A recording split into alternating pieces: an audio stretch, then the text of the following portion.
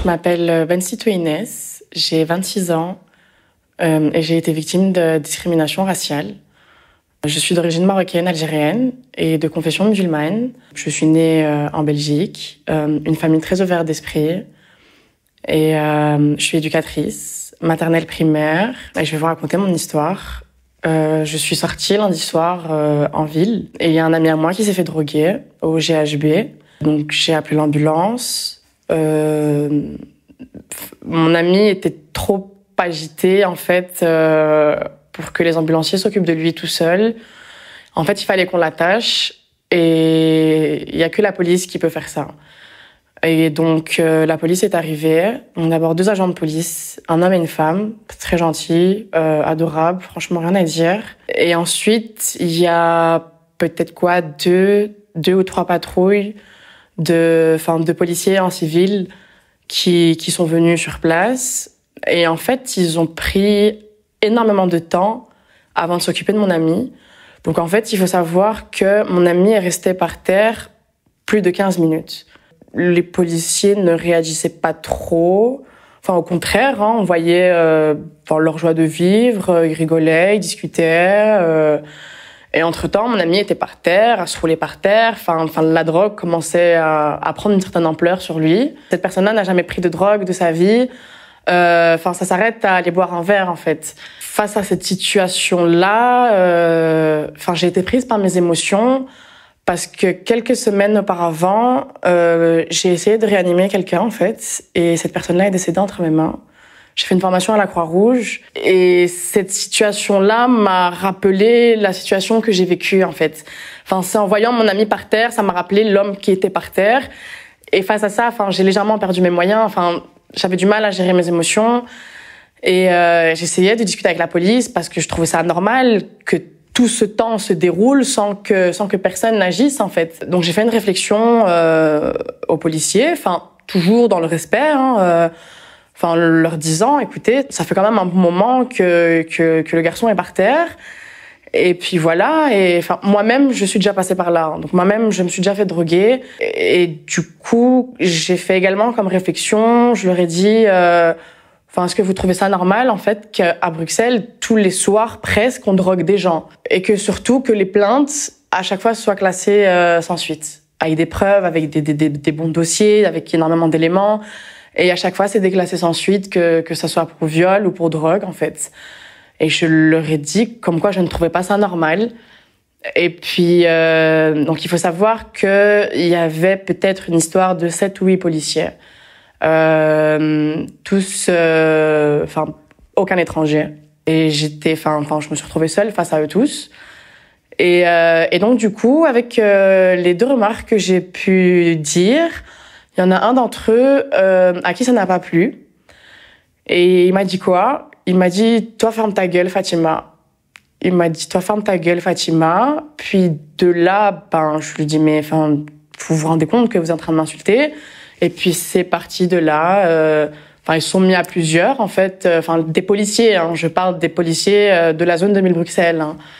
C'est des, toi, ferme ta gueule, sac à merde. Et logiquement, les insultes allaient dans les 2 sens. Je n'en suis pas fière, mais je n'étais plus maître de mes émotions, en fait. Puis de là, ils ont commencé à me pousser à plusieurs. Ils ont commencé à me pousser. J'ai pris mon téléphone. Il y en a un qui voulait le casser par terre, par pur plaisir, en fait. Et je regardais les autres policiers, l'air de dire, mais faites quelque chose. Il y avait même une femme, entre femmes, fais quelque chose, me laisse pas comme ça, je suis toute seule, c'est gratuit. Ouais, ta gueule, Fatima, mais casse-toi, va te faire foutre, tu nous fais chier. Et puis il y en a un qui est venu, qui m'a arraché mon sac. On en arrivait à des menaces. Il m'a dit, toi, quand je vais te revoir, il m'a dit, t'es pas prête. Il m'a dit, tu vas voir le jour où je te revois. Surtout que si tu te retrouves seule, et il m'a dit, ça va très mal se passer pour toi. Il m'a dit, toi et moi, on va se recroiser. Et il m'a dit, je vais pas te laisser tranquille.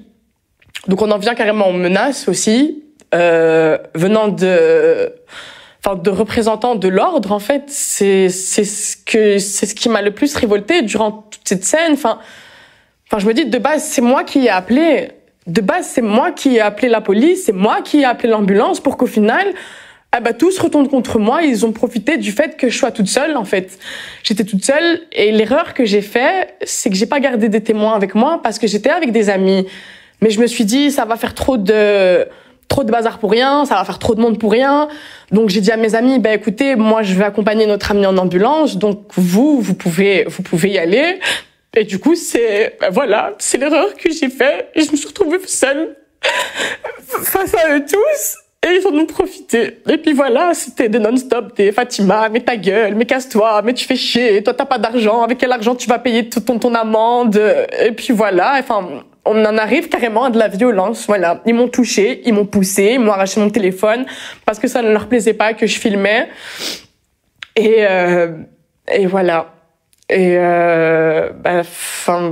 je n'ai absolument rien su faire. C'est ce qui est triste en fait, c'est que ce soit des personnes à uniforme qui utilisent ce pouvoir-là et face à ça on sait rien faire et ils le savent et ils en profitent et donc pour moi c'est non seulement c'est du racisme, mais là on en vient également à humilier une femme. Donc là on parle des deux en fait, donc clairement un problème avec la femme, tout simplement. Mais en plus de ça, ils ont profité du fait que, que je suis une arabe, tout simplement. Et pourtant, je pense être parmi les dernières personnes sur Terre à parler de racisme, à crier au racisme. Mais là, clairement, il y a que ce terme-là. Il y a absolument que ce terme-là. Et ça fait mal.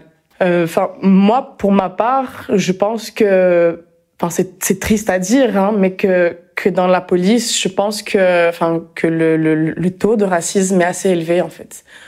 Et ils le disent pas forcément, ils le montrent pas, mais dès qu'il y a moyen, pour eux, hein, de source sûre, de vider leur sac et de dégager la haine qu'ils ont en eux, ils hésitent pas une seconde, en fait. Et c'est alarmant, c'est révoltant. J'en ai pleuré. Encore maintenant, j'en pleure toujours. Et parce que ça fait mal. En fait, ça fait mal, surtout des hommes qui s'en prennent à une femme à plusieurs. Et je me dis, c'est ces personnes-là qui vont aider des gens. Je me dis, maintenant, admettons, si on était dans une ruelle, en fait, sans commerce à côté et sans forcément de passage, mais je me dis, ça aurait été pire, en fait. Ça aurait été bien pire et je pense que les coups seraient partis venant de leur part. Déjà là, on y était presque, en fait. On y était presque. Et il faut savoir que c'était gratuit parce que ces policiers-là n'avaient aucun motif contre moi. Parce qu'ils m'ont laissé repartir, ils m'ont pas embarqué, je n'ai pas... ils savent au fond d'eux que je n'ai rien fait de mal. Parce que si j'avais fait quelque chose, ils m'auraient embarqué et j'aurais terminé au commissariat. Et là, c'était voilà, merci, au revoir, on fait ce qu'on a à faire avec toi et puis voilà, tu peux repartir dans la nature. Et mon point de vue personnel, hein, après je ne généralise pas, bien évidemment, c'est une chose à ne surtout pas faire. C'est que malheureusement, les gens travaillant dans la police ne savent pas faire la part des choses. Donc, c'est-à-dire, ils vont mettre tout le monde dans le même sac. Ils vont, quitte à mettre toute une nationalité dans le même sac, toute une origine dans le même sac. Et je trouve ça triste et grave.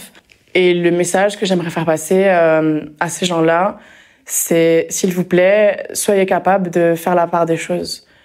Et ça venant de ma bouche. Pourtant, je n'ai que 26 ans, hein, mais voilà, faire la part des choses, ouais.